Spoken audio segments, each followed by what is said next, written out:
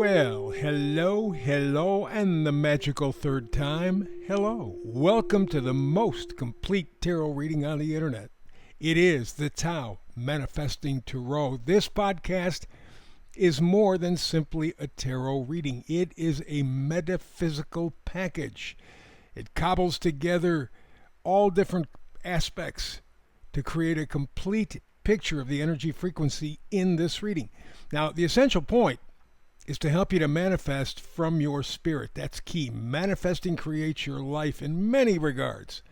Manifesting is your kryptonite. It allows you to have both the independence and the responsibility to follow your spiritual destiny in this lifetime. We're looking for the independence. We kind of avoid the responsibility part, but you came here from wherever. 5D, the ether, wherever. You came here with a mission. And the only way that you're going to get satisfaction out of life is to follow your spiritual destiny.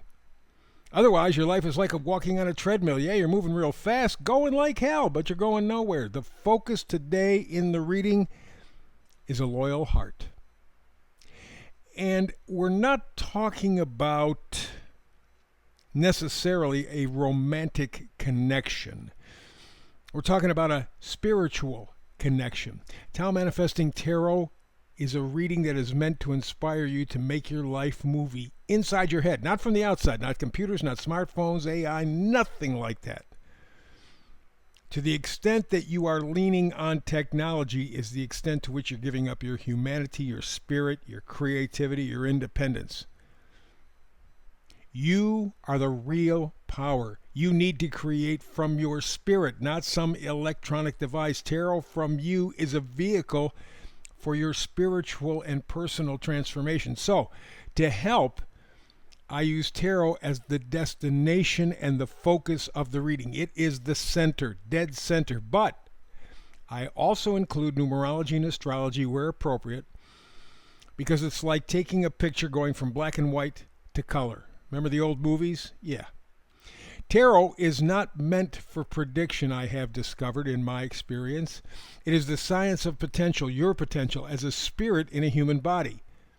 Now, numerology and astrology, well, they're sciences of cycles within cycles within cycles. You can forecast somebody's life right from the time that they're born. No, you can't pick up every little part and piece, but you can take the flow of their life, the ups, the downs. You can talk about their personality, their character, or lack of same.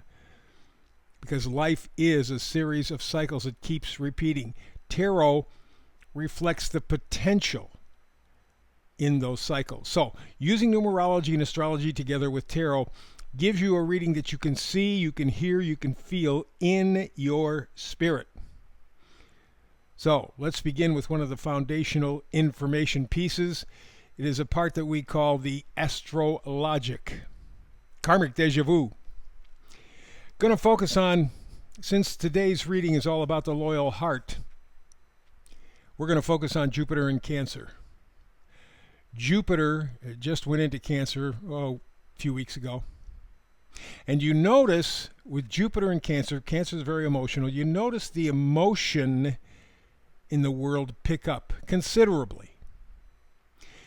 Jupiter is going to stay in Cancer from the middle of this year to the middle of next year.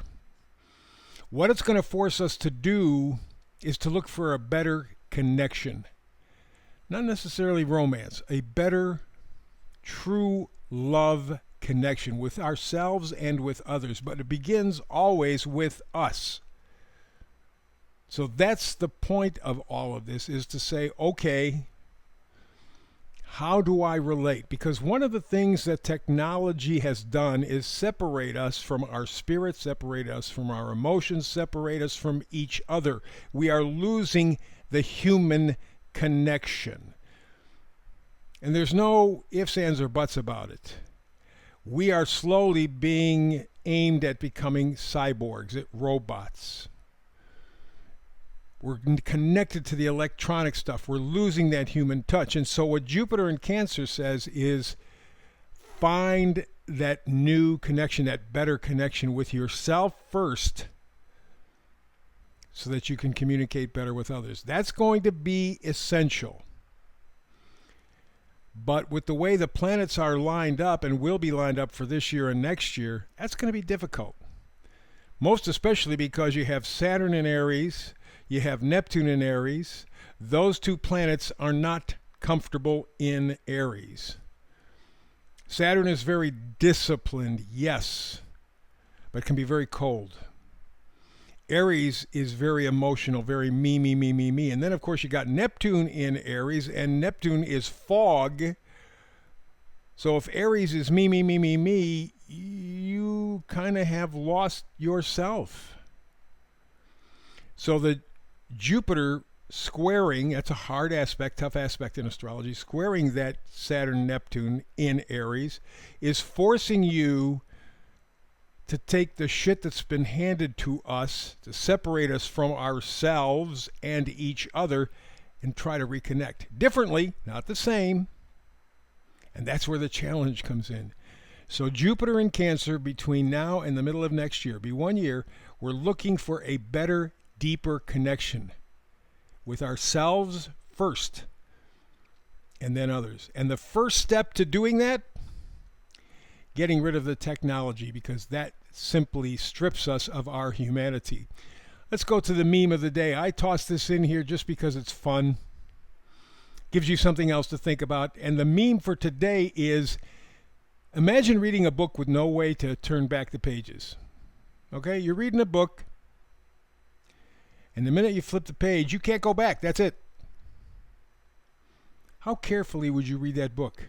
Let's say you were interested in what the book was about. It wasn't just a normal everyday book. You were interested in the subject matter. The minute you turn that page, it's done. You can never go back. How carefully would you read it? That's your life. That's your time. You never get it back. I don't care whatever your age. You can never go back to tomorrow. Ever. I don't care how rich you are, how famous you are, how attractive you are. You can never go back to tomorrow. It's all gone. Once it's here and goes, it's gone. You're going to start to pay attention to your life and where you're headed now? Let's get into the tarot stuff, huh? We begin with the first card, Five of Cups. This is, well, kind of for me irritating, but understandable, because this is the human condition. Here this guy is by a little stream. Actually, in some cards, it looks like a river. But anyway, that's emotion. Okay, water, tarot, emotion. Out on the ground next to him, 3 cups are poured out. They're empty. That's love lost. But because he is not interacting with the water, he can't reconnect emotionally. He's just focused on what he has lost. He has regrets. He's living in the past. He's not pulling his head out of his ass and going, okay, we turn the page. I can't go back. Let's go forward. Doesn't do that. But he's got the 2 cups behind him. They're full. He's got a bridge over just a little ways in the way. And if he crosses that bridge, makes it to the castle where he wants to be. Where he wants to be is within sight. But he can't look past the loss, the regrets, the living in the past. That's where we are right now. That's what's stopping us. Yeah, but I remember the good old days. They're gone. You turn the page, they're gone. You're not going to get them anymore. So it's incumbent upon you, it's mandatory that you start acting like an adult and figure out what you're going to do next. Second card, 2 of Cups. 2s are always decisions.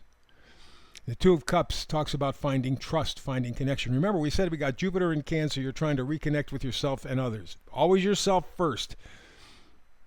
Because if you cannot relate to you, you cannot relate to anybody else. And you're looking for trust and connection. Well, trust yourself. Realize, like the 5 of Cups here, you are within sight. You can see where you want to be.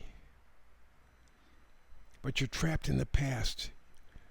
Remember, that page turns, you're there. You can't go back. So you got to go forward, and that's what the 2 of Cups is all about. Going forward, making a decision for trust, for connection with yourself first, with others second. That's critical. That's bringing us into contact with our humanity. Third card, Knight of Pentacles. Pentacles are our value system. If you're just looking at money, at houses, at cars, at jewelry, you're a moron.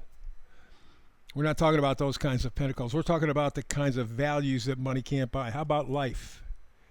How about love? How about friendship? How about health? Let's go back to the book. You turn the page, you can't go back. How about time? You never get time back. You will never, ever be what you were yesterday or the day before. It doesn't make any difference. You can get all the liposuction you want. You can get all the crap put on your face that you want. Doesn't make any difference. You're still, as the Pink Floyd guys said, one day older and one day closer to death. That's what we're dealing with. You have to be realistic. You have to be practical. Five of Cups says you can see where you want to go. You have to make a decision to trust and to start that movement toward your humanity.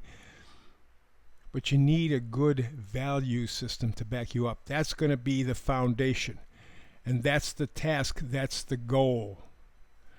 That's the loyal heart. Loyal to you and your humanity. That is the goal. Time's up. We're out of time. Thank you so much for what time you do give me. This is the highlight of my day. I appreciate it. One more thing before we go. Like and subscribe. Tao Manifesting Tarot. Like and subscribe. There is a huge battle, and it's really quiet, really insidious to take the internet away from us. In fact, it wouldn't be a bit surprised if they do that at some point as some sort of a cyber pandemic. They've talked about the idea already. So please, in the meantime, like and subscribe. Help us out and every other podcaster. Between now and the next time you and I get together to do some manifesting tarot, peace and blessings.